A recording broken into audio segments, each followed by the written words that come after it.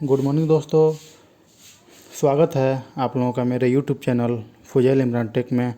आज हम समझने जा रहे हैं इंडस्ट्रियल ऑटोमेशन सिस्टम में 4 to 20 मिलियम्स सिग्नल क्यों यूज करते हैं। ये मैं ड्राइंग बनाया हूँ दोस्तों, आप लोग देख सकते हैं। जो सिग्नल ट्रांसफ़र किया जाता है कंट्रोल रूम से फील्ड में, फील्ड से कंट्रोल रूम में, और फील्ड में जो इंस्ट्रूमेंट लगे होते हैं वो क्यों 4 to 20 milli ampere analog signal क्यों भेजते हैं और क्यों रिसीव करते हैं, इसकी क्या लॉजिक है, इसके बारे में हम लोग समझेंगे। फील्ड में कोई इंस्ट्रूमेंट लगा है, फील्ड में हमारे फिजिकल क्वांटिटी हैं, ठीक है। फिजिकल क्वांटिटी हम मान लेते हैं, लेवल है, प्रेशर है, टेम्परेचर है, फॉलो है। ये सारा पैरामीटर आपके प्लांट में चल रहा है। यहाँ पर इसको मेज़र करने के लिए, कंट्रोल करने के लिए, रीड करने के लिए यहाँ पर हम लगाते हैं फिजिकल क्वांटिटी। वेट करने के लिए सेंसर लगे रहते हैं। सेंसर क्यों रहते हैं, हमारे ट्रांसड्यूसर रहते हैं। सेंसर क्या रहते हैं, वो हमारे ट्रांसड्यूसर होते हैं। और ये क्या करते हैं ट्रांसड्यूसर फिजिकल क्वांटिटी को इलेक्ट्रिकल सिग्नल में कन्वर्ट कर देते हैं।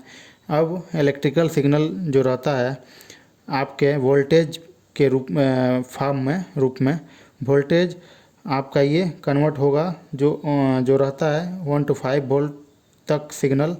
अब यह सिग्नल जो इसके हम कंट्रोल रूम भेजते हैं, सिग्नल भेजने के लिए यूज करते हैं ट्रांसमीटर का। ट्रांसमीटर आपका डिपेंड करता है किस तरह का ट्रांसमीटर रहेगा वहाँ पे, वो डिपेंड करता है। जैसे आपका टेम्परेचर सेंड करना है तो आरटीडी चाहिए, फॉलो है तो फॉलो ट्रांसमीटर रहेगा। जो लाइन रहेगा उसके अकॉर्डिंग ट्रांसमीटर रहेगा, कौन सा लाइन में कौन सा लगाना है उसके अकॉर्डिंग ट्रांसमीटर आपका रहेगा दोस्तों। अब ये सिग्नल लॉन्ग डिस्टेंस में एक कंट्रोल रूम बना रहता है, CR कंट्रोल रूम। अब कंट्रोल रूम में क्या रहता है, PLC कार्ड रहते हैं, और कार्ड के अंदर आपका एनालॉग कार्ड के डिजिटल इनपुट आउटपुट रहते हैं। इसके बाद यहाँ DCS सिस्टम रहता है, स्काडा रहता है। आप लोग फिगर में देख सकते हैं, थोड़ा सा मैं बनाया हूँ, पूरा नहीं बना पाया हूँ। स्काडा रहता है जिसमें इसका हम ओवरव्यू करते हैं। ये सारा अरेंजमेंट रहता है कंट्रोल रूम के अंदर। मान लीजिए प्लांट और कंट्रोल रूम का दूरी है 1 किलोमीटर, काफ़ी लॉन्ग डिस्टेंस में इंस्ट्रूमेंट लगे रहते हैं। तो ये लॉन्ग डिस्टेंस में इंस्ट्रूमेंट है और प्लांट से वोल्टेज सिग्नल सेंड करेंगे कंट्रोल रूम के लिए। तो पहली बात ये कि वोल्टेज सिग्नल ड्रॉप हो जाएगा, क्योंकि ड्रॉप हो जाएगा अगर सीरीज में कोई रेसिस्टेंस आएगा, निश्चित ही वोल्टेज ड्रॉप होगा। अब कंट्रोल रूम से कमांड देना है इंस्ट्रूमेंट के लिए, वह देंगे केवल कुछ वायर है, उसमें कुछ रेजिस्टेंस वोल्टेज ड्रॉप होगा, वायर के थ्रू भी रेजिस्टेंस ड्रॉप होगा, वोल्टेज ड्रॉप होगा। इसलिए हम मिली एम्प सिग्नल यूज करते हैं। अब बात ये, हम 0 to 20 मिलियन सिग्नल क्यों नहीं यूज करते। बात यहाँ ये आती है कि हम 0 से 20 मिलियन एम्प सिग्नल क्यों नहीं यूज करते हैं, 4 to 20 मिलियन ही क्यों यूज करते हैं। यदि आप मान लो 4 to 20 मिलियन सिग्नल आ रहा है, उसका मतलब है जो भी हमारा प्रोसेस है, फॉलो है, प्रेशर है, लेवल है, वो क्या है, 0 है।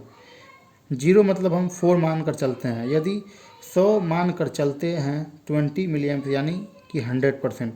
मान लीजिए आपका प्रोसेस नहीं चल रहा है और कंटिन्यू आ रहा है 4 मिलियन सिग्नल, तो मान के चलते हैं हमारा कंट्रोल वाल्व बंद है या प्रोसेस बंद है, लेकिन आपका इंस्ट्रूमेंट आपका PLC कार्ड से कनेक्टेड है। ये आप मान सकते हैं कनेक्टेड है। ये स्काडा से, DCS से या कंफर्म होता है, स्काडा DCS से ये कंफर्म होता है 4 मिली एम्पियर से। और यदि 4 की जगह 0 to 20 यूज करते हैं तो ये क्लियर नहीं कर पाते हैं कि हमारा इंस्ट्रूमेंट कनेक्ट है या केबल कहीं शॉर्ट है, कंट्रोल वाल्व क्लोज है, दूसरा इंस्ट्रूमेंट भी क्लोज हो सकते हैं, लेवल 0 है। ये हम आइडेंटिफाई नहीं कर पाएंगे, हमको 0 मिलेगा। 0 किस में मिलेगा, केबल कट भी जाए तब भी हम आइडेंटिफाई नहीं कर पाएंगे कि हमारा इंस्ट्रूमेंट कनेक्ट है या नहीं है। 4 मिली एम्प्स इसलिए हमने स्टैंडर्ड माना है, 4 मिली एम्पेयर का इसलिए स्टैंडर्ड माना गया है। 4 मिली एम्पेयर सिग्नल आता रहेगा तो हमको पता चलेगा हमारा लूप है जो प्रॉपर वर्क कर रहा है, प्रॉपर वर्किंग कंडीशन में टेस्टेड है। इसलिए 4 मिली एम्प से 20 मिली एम्प सिग्नल का यूज करते हैं। अब 4 to 20 मिली एम्प ही क्यों यूज करते हैं, वोल्टेज क्यों नहीं यूज करते हैं, उस बारे में हमने आपको बता दिया। वोल्टेज जो है वो ड्रॉप हो जाता है।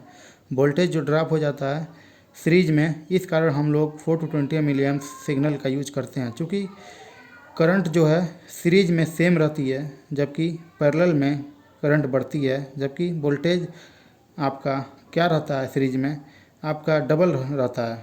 पैरेलल में सिग्नल रहता है। अब इंस्ट्रूमेंट से सिग्नल निकलेगा, कंट्रोल रूम में जाएगा। मान लीजिए 1 किलोमीटर का केबल है, इसलिए बराबर आउटपुट नहीं मिल पाएगा। आप ये ड्राइंग में बनाऊँ थोड़ा सा दोस्तों, आप लोग देख सकते हैं थोड़ा समझने के लिए। जो आपका वोल्टेज सिग्नल रहता है उसको क्या करते हैं 4 to 20 मिली एम्पियर के रूप में कन्वर्ट करते हैं। कन्वर्ट करने के लिए हम क्या करते हैं 250 ओम का रेजिस्टेंस यूज करते हैं। वो आपका ट्रांसमीटर में भी रहता है, आपके कार्ड में भी रहता है। जो रेजिस्टेंस यूज करते हैं वो आपके कार्ड में भी रहता है।